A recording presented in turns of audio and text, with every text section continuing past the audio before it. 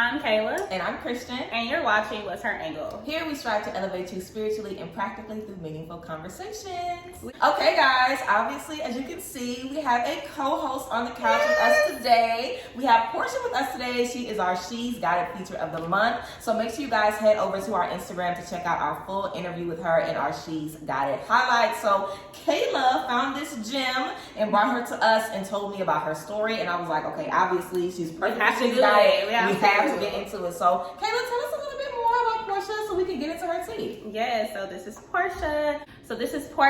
She is new to the area, just moved from Chicago to Dallas, and she is an architect, but also she has a business in press-on nails. So we definitely want to get into a little bit about her tea and her business and her professional and personal life. Yes. So we are very excited to have her on the show today, and let's just get right into it, okay? We want to have her share a little bit about herself. She's an architect, an emerging architect, and she's also in the press-on nail business. A little tea about how we should make sure our nails are on point all the time. So Portia, just give us a little bit about yourself, and then we're just gonna kick it off, okay? Okay, so as she said, I am an emerging architect. So what emerging architect means is that I'm not yet licensed. So it's a whole long process for us to get licensed and legally call ourselves just architects. Okay. It's extensive. Yeah, it's been a journey. I originally actually started in interior design, which is what my undergrad degree is in. Mm-hmm. So I went into interior design just because I just wanted something creative. I originally went to school to be a nurse, just because. That's what you do. Yeah, that's like a standard. Where I'm from. Where y'all from? Yeah. People who look like us, women who look like go to us. school for nursing. Yeah. That's what we know. So I originally went to UL for nursing. That lasted about 2 weeks. I vividly remember they gave us like this assignment to draw blood from a newborn. And you have to draw blood from their head. What? Oh, child, that would have been it for me. I would have been so nervous. I was like, Nah. No, seriously. So I've always been like very, very creative. I used to be in talented arts all through elementary school. I was just like your passion. I've always been creative. So I was just like, let me just find a major in the School of Arts that I can do. And I looked through the little list and I was like, I'll try this one. And it was interior design. I like that. Yeah. Because I feel like sometimes, just like you were talking about, when you do something because that's just the standard. Yeah. You're not happy. Yeah. And so I know a lot of people who realize in their nursing career, I don't want to be a nurse. You know what I'm saying? And I feel like a lot of times in college when we figure out our major isn't working, we just stop going. You just stop going, you know? Yeah. So to look at the list and be like, you know what? Let me figure keep out it how on I can track. see how I can get yeah, definitely, for sure. And be okay with the pivots. Yeah. Because I feel like a lot of people, like when you're in college, you're just like, dang, I kind of feel like I'm failing because I have to switch my major. Yeah, you don't want to start over. Yeah, you don't want to start when you're scared. Luckily for me, it was only like a couple of weeks. So I switched my major. I went into interiors. I was the only black person in my class all through undergrad. That's crazy. So all of my friends that I have now, who I literally work with right now, they were in architecture undergrad. So I kind of became a unofficial architecture student. Okay. So I would like go see their projects, give them, what I thought my little critiques were on their projects. That's really nice that you integrate yourself so easily. Right. And it just like comes that. naturally. That's the best way to find, like a space to fit in. Right. Especially like integrating yourself and just being able to see, okay, I feel more comfortable in these spaces, not only because you see people that look like us, but also just you're able to like connect to like their projects in a way that's like, okay, well I can think through this and be strategic here. So that's really good that you were able to just like merge into it, like all fluid and whatever. Yeah. I feel like I gravitated toward them because how I was feeling in the room where I was the only one made me want to like give up. Or my professors were telling me basically trying to tell me that I wasn't good enough at what I was doing. But then I'm around these people and they're like, oh, dang, this was you. Yeah. You know? You perfect for this. Pump me up. Yeah. So I ended up like getting close to their professors and stuff, which then UL adopted the fast track program. Okay. And so what fast track is, basically if you're in the School of Architecture and Design already, which interiors is in the School of Architecture and Design, you can go to grad school and you'll finish faster than somebody who came from a totally different major. Okay. So because I was already in the school and I had expressed the fact that I wanted to pivot into architecture, I decided to stay with interiors because we had that program. And my director actually redid my course curriculum. I think I started like my junior year, where I wasn't taking the typical classes that an interior designer would take. Like, if in grad school I would have to take physics, I took those classes in undergrad. So whatever I could take in undergrad that I would have to take in grad school, I went ahead and took it. Yeah. So like they were replacing my classes. So when I got in grad school, I was literally able to get through as fast as an architecture. Yeah. So what did you actually graduate in undergrad? What is interior design? Interior design. And then you graduated in grad school with architecture. Girl, it's like a 2-for-1. Yes. Basically, we're done with the grad school halfway, you know, while you were in the undergrad. I love that. And you know, you can't find those things like that and figure out what's available to you if you're not open to different things, if you're not flexible, and if you're not willing to ask, like, is there a way that I can get to where I want to get that's going to work for me? Because, child, I know it's easy to quit. I know it is easy to quit, and it's also easy just to say, you know what, this is too hard. I know that a lot of times, especially when you just in a space where you really don't know how to pivot, or you're like, oh my God, I'm so stuck right now. I'm just gonna like be complacent. I'm just really gonna stay here and just kind of thug it out, make sure that like I can do what I want, but I'm at the end, I know I'm really not gonna be happy, but at least I was able to finish. And I feel like whenever you pivot, even though it feels hard, it may seem hard, it feels like I just can be like, I can just have weight off my shoulders because I've actually did something that I wanted to do, and it actually makes sense for me. And it doesn't have to make sense for no one else. You know, your journey is going to be different, but you know, yours is really just one to tell, because a lot of people probably would have never been able to like maneuver in a way like that. And you really have to like that experience alone taught me like your journey is like so specific. It's very it's so specific. Like, and there's going to be a lot of people within that journey that you encounter that will try to shed a little doubt on it because they don't get it. It's not their story. They don't understand it. Doesn't make sense to them. I had a professor tell me, because I expressed to her that I wanted to go to school for architecture, my master's, and this is my interior design professor. She was like, why would you want to do that? Like, it just feels like you don't want to go into the real world.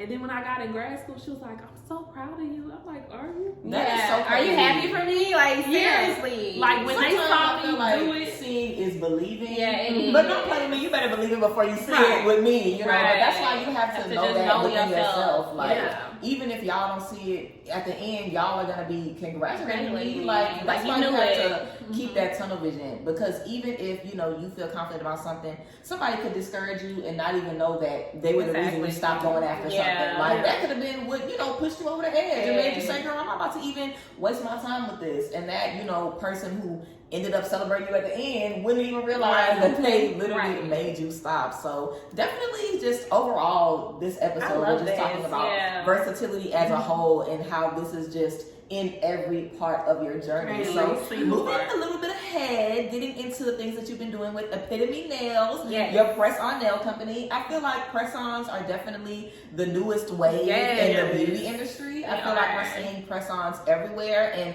designs that are making you say, maybe I need to sit down from the nail shop. Right, You know, like right. we're definitely seeing full-blown designs, and we're also seeing that people are spending more money to get acrylics done, more time to get acrylics done. It's harder to get in the nail shops now. Girl, it's harder to get in yes. with a nail tech. So being able to switch up at home, do your own things at home, you know, is so simple, it's so easy. So how do you feel, you know, you've been able to just, you know, integrate into this new space with Epitome Nails? How do you feel about just being in this new space and just the energy that you experienced in college, like starting new things, having, you know, some discouragement, being able to empower yourself? How do you feel all of that has benefited you, you know, as you've just been able to be versatile in this new space with your business too? So I definitely feel like my college experience made me understand the importance of, like I said, like a unique journey.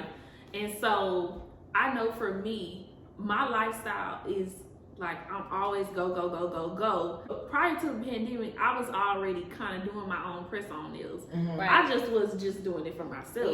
Because I moved to Chicago, the nail tech's trash. Girl, that would push you over the edge most times. Every time I would find somebody, like, getting into their salon and being consistent was just out of the question. And so I just decided, I'm just have to sit here and just do my own nails because my nails need to be done. Yeah. But let's just pause here how the pandemic really has pushed people to do things that they really enjoy. They saw like a big gap between it, and they were able to fill in that gap just like you did. I think so many girls, especially me, I was just like, me too. I guess I ain't gonna do my that's what I like. Right? It's just like it pushes you to see a little hole in where you can just feel yourself right in, and you can thrive. Like I've seen so many people thrive during the pandemic and after the pandemic, and really, you know, as much as we say, oh, the pandemic has really changed so many things, I think that it's really changed a lot of people for the better, especially because we've been able to thrive during the pandemic and afterwards. We've seen small businesses really grow tremendously, and just people just have had another passion, you know, just come up out, even if it's not out the blue. It was something that it was unearthed after the pandemic. You were able to see it fulfill. And I love that. I love that, like, especially because nails, I think girls, for sure, women, we were like the straws. We were the straws during the pandemic. Like, we were just like, no eyebrows, no nothing. We couldn't do nothing. We were distraught.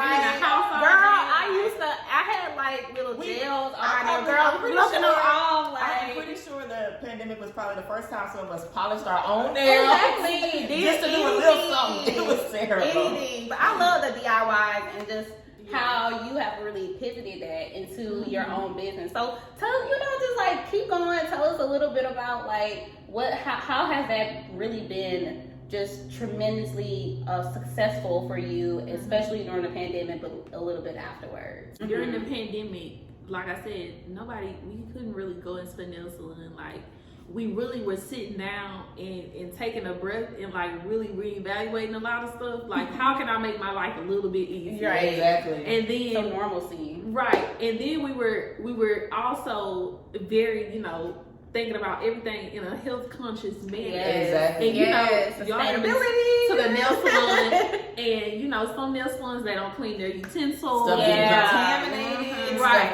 I really feel like that's so true, because I think I went to cosmetology school, so we learned all about sanitation and how you have to clean stuff. I definitely feel nobody really thought about it until we were in the nail shop. And after, like during the pandemic, people were like, are they changing the liners in the pedicure bowl? Are they using the same file on everybody?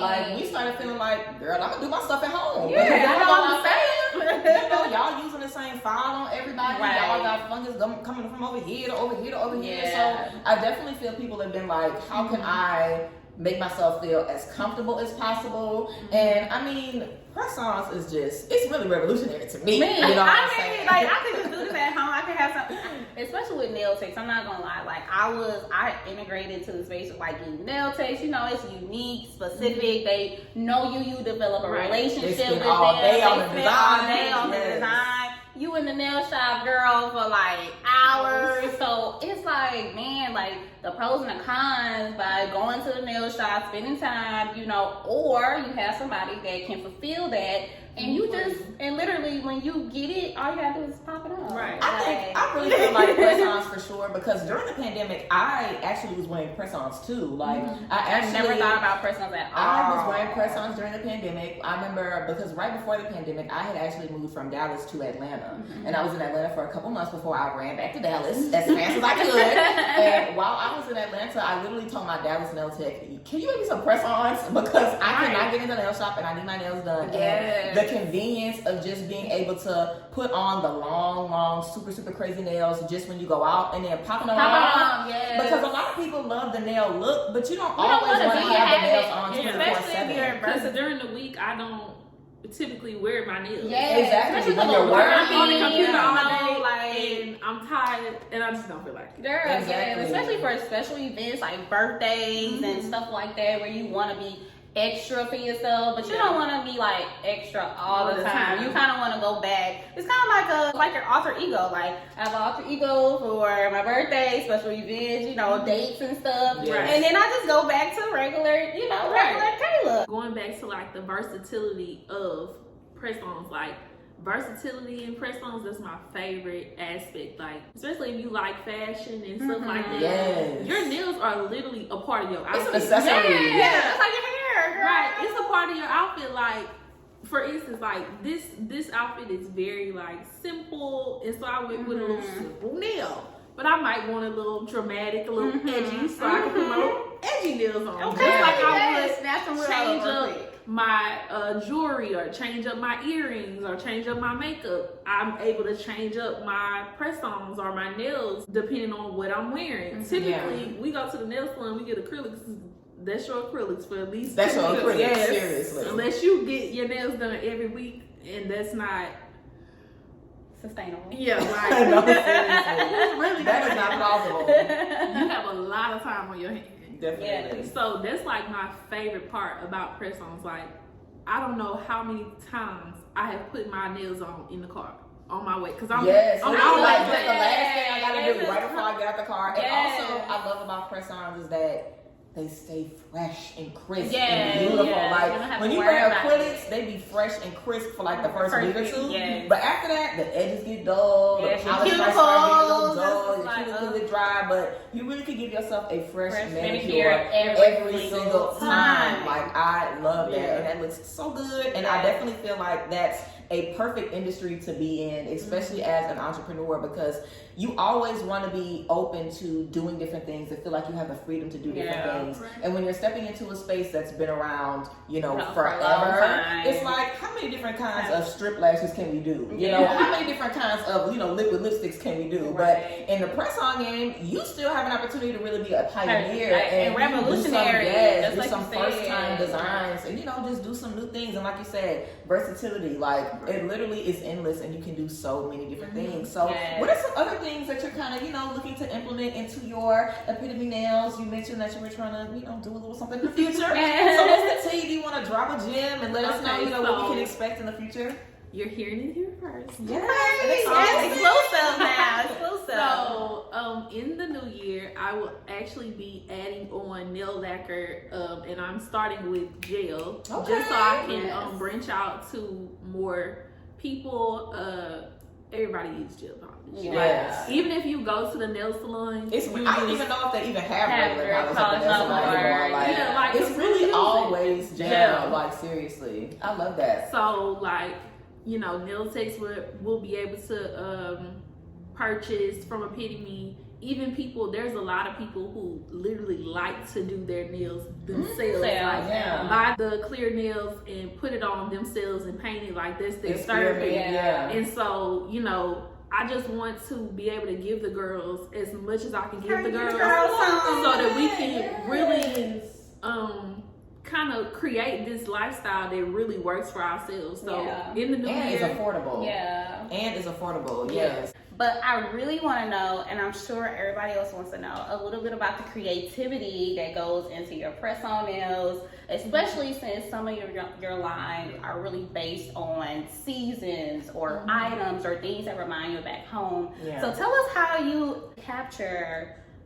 an item or a theme or a concept and you put it into your art on these nail designs. How do you create that? So I've always been into like more abstract designs, and so sometimes I'll originally I started with like really detailed abstract designs, and then I went, you know, toned it down and I do more simple kind of abstract design. So most of the time I'll take, like, for instance, the set that I have on today, Brown Faces, actually was a photo like of, you've seen the photos of like the cartoon like black girls with like their faces. Oh yeah, okay, right. So it was actually that, and I like adopted it into like a simple nail design. I love it. Right. Yes. And so that's where I would like pull the names from really like emotion, how I'm feeling. Sometimes I already have an idea of what the name will be, and like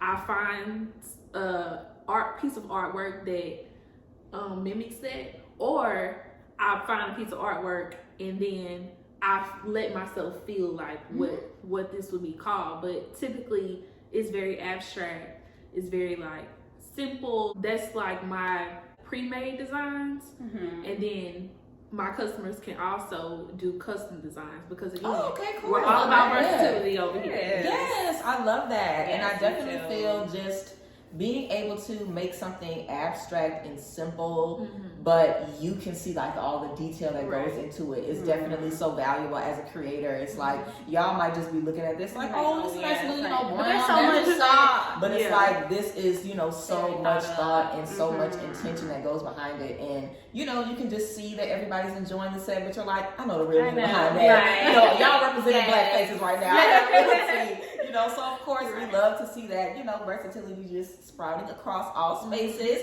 Kayla mentioned in the beginning that you recently moved here from Chicago. So how do you feel you've just been experiencing, you know, versatility in all of your different moves, the new spaces that you're getting into in business? You know, like, how do you feel this has prompted maybe you to be more versatile in your everyday life? Or, you know, do you feel like this new creative space has, you know, just made you feel more flexible, more open to, you know, just release?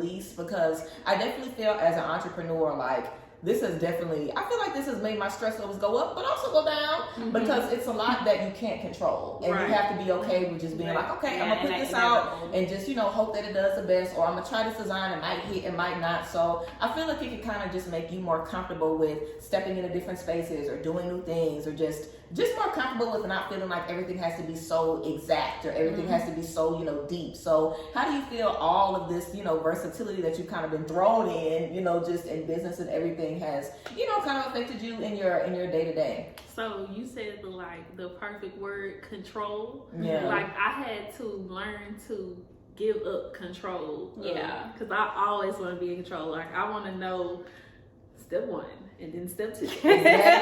And then what's gonna happen after this? Like, that's how my mind works. Like, I'm always trying to figure out some type of system. It's probably the architect mind too. Yeah, and it's very strategic. Yeah. And so, especially with my move to Chicago was an unfamiliar space. Like, I couldn't plan anything. Like, probably not the snow, the wind. I actually moved to Chicago from Louisiana. First of all, and in my immediate family, I was the first college graduate. And then I moved outside of to a state nobody had ever moved to. Yeah. And I actually moved in with a relative. y'all know, like, so I moved in with my cousin. She's not really my cousin. We know what that means. We know what that means. Yeah. So, and she's older, and so literally, I think I had expressed to one of my other cousins that I wanted to move to Chicago. Chicago is, if you don't know, Chicago is known as like the architecture city of the nation. Okay. So I really wanted to move to Chicago. And so I expressed it to one of my cousins, and she ended up telling the cousin, that I was interested in moving. Mm-hmm. She called me one day and she was like, you can move in with me. You don't have to pay bills or nothing. Mm-hmm. Like she said, I've been watching you grow from afar, Mm-hmm. and if I can help you get where you want to go, Mm-hmm. I'm all for it. So I flew to Chicago at the end of February. I flew to Chicago, met her for the first time, Mm-hmm. and then I flew home and I moved in with her 2 weeks later. I lived with her for like 3 months, I believe. Mm-hmm. But you know, I don't do roommates, so we had to. I love the time and I really appreciate it, but I know I need my own space. Yeah, exactly. But I ended up like I didn't have no idea what was gonna happen. Like, But let's talk about stepping on faith. Like how Girl, you've been for real, stepping I was on thinking about that faith too. every single time. 'Cause Even your career, Yes, when yes. going through school, you stepped out on faith. You knew that you didn't want this, but you knew Right. you wanted to step into another space, and Exactly. you did it yet again. Mhm. And it's mad. Like I'm just having chills on my body just hearing your story. I've heard it already, but just hearing it and like hearing the emotion that goes behind that, it's just so beautiful to know that women just like you, just like us, we can do this stuff if we just put our minds to it, girl. Yes. If we speak it and we It's say done. it out Really, loud. seriously. Because you just said it, you was just talking. Right. I said I want to move to Chicago, and when I tell y'all, while I was in Chicago, people would ask me like, "What made you move to Chicago? How you got to Chicago?" Like I would literally tell them, "Y'all, God brought me to Chicago." Yes. Like because every single thing. When I didn't like my job, another one came. Yeah. When I needed to move to Chicago, but I didn't really have no money, I didn't know how I was gonna get there. Here comes Something this had cousin. to- Right. As soon as I got there, like y'all, I was moving there on a Tuesday. On a Friday, a job that I had went in, and I was just talking to the principal of the job. He called me. He was like, "I want to have a virtual interview with you." I was like, "Actually, I'm moving there on Tuesday. We can do it in We can do it in person." person." Yeah. He was like, "Oh, that's perfect." I love had been it. waiting to hear back from him for months, and right before that, he came, and then Just perfect timing, girl. and Perfect then like I timing. didn't have friends there, you know, because I'm in a whole new place. Like Yeah. y'all, like stuff just fell into line. So with me deciding that I needed to leave Chicago mainly because of the weather, like I just didn't feel good there. Yeah. Yeah. With the gloom and the cold and Yeah. I was like, all right, and with me deciding to leave, I had to really just like relinquish control again Yeah. and just step out on faith and Yeah. say, if I move to Dallas and it doesn't work, I can change again. Like Yeah. that's what my whole journey has taught me, that it's okay to not know what comes next. As long as you Yeah. just find Just somewhere to get started. Yeah, just Because try. even if it doesn't end up being what you need to be, it'll be something for you. And Yeah. when Kayla was saying she was listening to your story and hearing chills, I literally was thinking like, even though it didn't work out, you needed to go to Chicago. Yes. Like you needed to have that experience. You needed to realize, okay, I don't need no roommate. I need to get in my own space. Yeah. Right. Okay, this is cool. But just because it's opportunity there for you doesn't mean you have to be in that space either. Yeah. You know, you don't have to just accept every space and just force yourself to be in the space just because Yeah. it's offered to you. And I feel like you have to learn all that through accepting some Experience. opportunities and Yeah. saying no and figuring out what you need and just experience. Yeah. And even if it's up or down or you have people tell you can't do it and then they come around and be like, oh, I'm proud of you. Even that shows you something. Yeah. Like, I'm not even Girl. gonna let anybody tear me down because you might be trying to You was cheer me scared on to at go, the, you know. and you was probably scared to go through your own journey. Exactly. And you didn't Yeah. want me to do the same thing because I could have been successful in that risk that I was taking. Yeah. Exactly. And those are all just risks that, you know, just through life we all take risks and we all have to be okay with the outcome. And I mean, you know how many times people probably said I wanted to move but I didn't because of X, Y, Z. Everybody. So many You know, Everybody. or Like, I people didn't know always how I say was that. gonna make it. I didn't know Or how I I was wanted gonna to get no start a job, business, you know? but I need this amount of money to start. Yeah. I need Really- this to do this. Control really is the key. yeah, Like you really have to releasing relinquish control and just step out on faith. Yeah. Even with my business, like I'm learning every single day, like what I should do, what I should add on, how, like some days, some months are dry, like you And it's literally okay. have it's okay, like you can't go through life thinking that everything is going to be figured out. You can have this path or you can have this end goal in mind, but I promise you do not know how you're going to get there. There will be detours in life. Different people you got to meet, all kind of stuff that will lead you to the space that you need to be in. And I feel the same way. Like,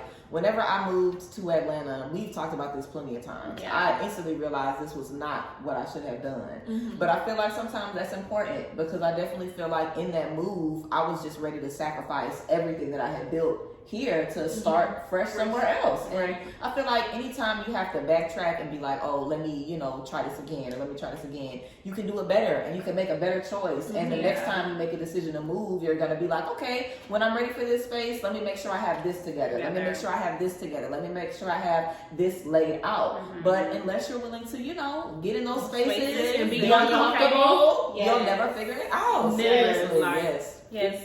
If you just stay stagnant and you stay in your comfort zone, you'll never ever figure out like the possibilities that you can and it's so endless. It's so endless. It's just thinking about my journey and how I've been able to grow and blossom throughout the year. Girl, started this year not knowing nothing, not knowing I would have been able to do any of the things that I've done this year, and it's really about stepping out on faith and letting go and letting God and allowing Him to just be able to move you. But you have to also have that thrive, that that velocity. You gotta be able to do that. You just made me think about something. My grandma, I have a praying grandma, and she always say, "Pray about it, pray about it." As we do from Louisiana. So I started telling her, I understand to pray about it, but then you gotta listen to what God said and act on it. Like I can keep praying, and He like, sis, I told you to Exactly. I told you to do this, and you are so focused on what you think you should be doing, you can't even even hear me. But you keep praying for me to give you such and such. Like, you really have to be willing to move and be uncomfortable in like every situation. That's in your career, that's in business, that's in relationships. Like, you really have to just be okay with like stuff not being okay. Uncertainty. Right.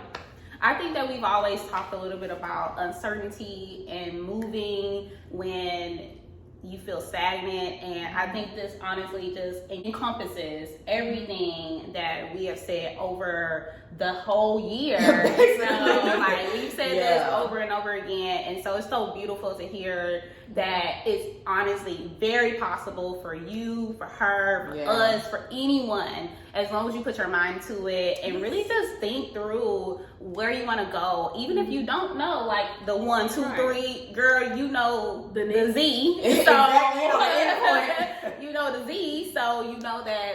Just know that like it's so possible, and it's so beautiful to hear how your journey has really just like really has pushed you, propelled you to another place in your life. And who knows what happens? You know, we talked a little about what she wants to do next year, but at the end of it all, we know that it's only going to be up. We know that it's not going to be down and below ground or whatever. So it's so beautiful. I love this story. I love that you were able to come on here, Portia. Yes, we love talking about just all the things that we have done so far, and it's really about taking accountability, which is one of our challenges for next year, is taking accountability, making sure that you have goals in mind and know how you can potentially get there, and being sure that you have that community that will create for you.